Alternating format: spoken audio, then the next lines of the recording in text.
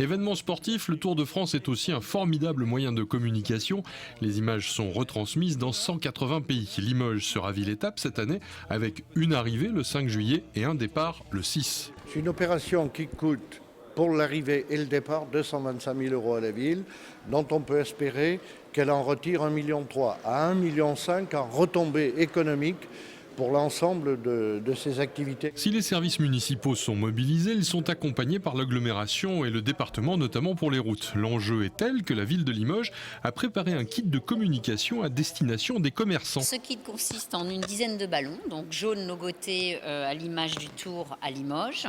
Vous avez également l'affiche, donc on va en distribuer 2.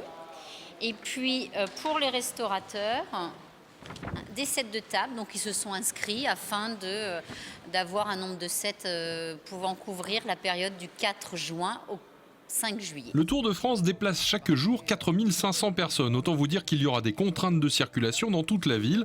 Un plan général de déviation a même été mis en place. La ville a édité un document qui est très intéressant, qui sera un guide justement de la circulation et du stationnement sur la ville ce jour-là. Ce sera des contraintes de circulation et de stationnement sur le périmètre de l'arrivée et du départ. Ça veut dire en gros sur l'arrivée le 5 juillet sur un périmètre entre la place d'Aisne et Panazol. Après le lendemain surtout sur un périmètre entre le champ de Juillet et toujours Panazol, en passant par la mairie de Limoges, en descendant l'avenue Georges Dumas, mais là un périmètre qui sera moins touché puisque à part le champ de Juillet qui lui sera fermé jusqu'à 18h, toute la circulation sera rétablie à 13h. On peut évidemment aller sur le site de la ville de Limoges pour avoir les mêmes informations finalement. Selon l'organisateur ASO, l'arrivée à Limoges devrait être une des plus belles du Tour et déclencher une ferveur du public, une ambiance ressentie par les coureurs, figurez-vous. Bien sûr, pour moi c'est un moteur qui ne m'a pas toujours rendu service,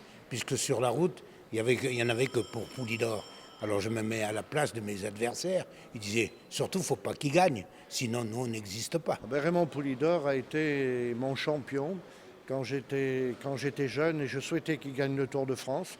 Je l'ai vu souffrir, on me l'a décrit souffrant, puis je l'ai vu à la télévision combatif et dans l'adversité.